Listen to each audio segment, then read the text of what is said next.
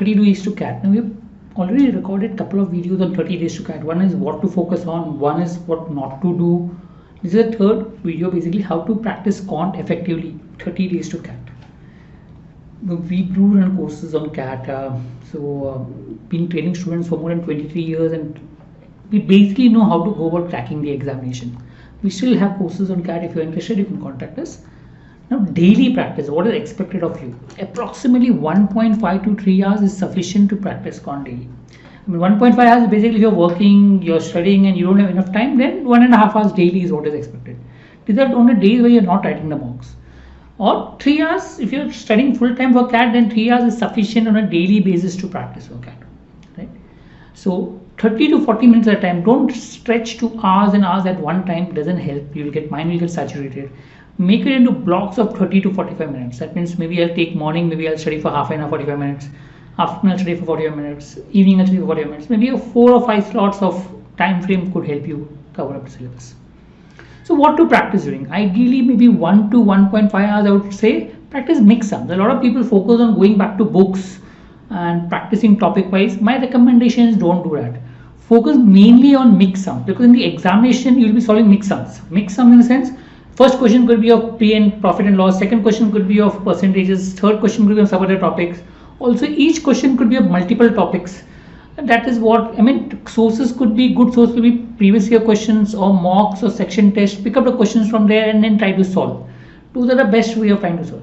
If by chance you are a student who's just focusing on clearing the cutoff and you're focused on a few topics and you've left the topics, you can leave those questions while practice. I mean, say I'm not doing geometry at all. Don't do geometry. So you come across some questions in geometry, skip it, go to next questions. Okay, but yes, do 1 to 1.5 hours of practice. Next is 0.5 to 1 hour of practice on specific topics. You feel, no, I need to practice this topic, or I need to practice this method. Say I need to practice the ratio method and time series distance. So maybe you can pick up questions on those time series distance sums and try to use a ratio method. That could help. So need to review a particular topic, a particular area, then you can use this. If not, then you can combine this with the first one and try to solve mix sums. I mean, if you don't have any specific topics you want to revise, or you feel I just want to practice, then use this 0.5 to 1 hour in your mixed practice sums. 15 minutes to review formula or method sheet. I would normally recommend, I don't recommend formula sheet for sure, but I normally recommend people to note down good methods that they come across. Maybe some good questions that they come across using those methods. So write down those in particular page where you write a maybe important formula which you don't remember, or write down important methods which are there, and review it 15 minutes per day. I think that should help. And maybe 10 minutes for simple calculation. Add, subtract, multiply, divide, factorize.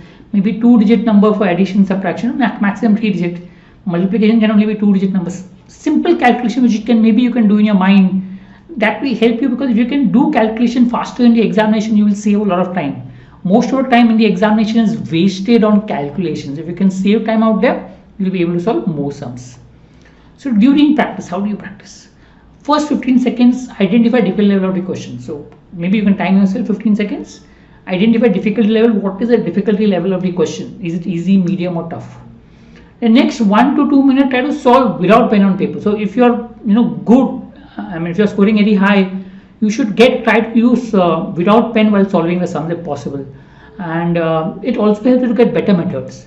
If you by chance cannot, for whatever reason, maybe you feel you're weak in maths and I cannot do without pen and paper, then combine these two. Maybe around 4 to 5 minutes you can try solving using pen, okay, the sums as far as possible. So try to solve. Don't spend too much of time on a particular sum, even if it is tough. Learn to leave your questions. Max 5 minutes is I would recommend. 2 minutes to understand the solution. So once you finish, understand the solution, what it is.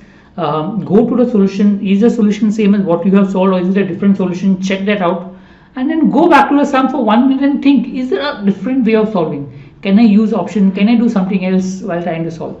Just a glance to try to see is there a better method of solving. So maximum 10 minutes for a question I would recommend. So if you're maybe doing a 1 hour of slot, maybe 6 to 8 questions is what. If the questions are easy, maybe you can even solve 10. But yes, don't try to focus on numbers. Trying to focus on understanding what you're solving, that becomes more important, right? Hope this helps. It's more important to be regular as far as preparation is concerned. If you like the video, do like, share with your friends, and do subscribe to the channel. Thank you.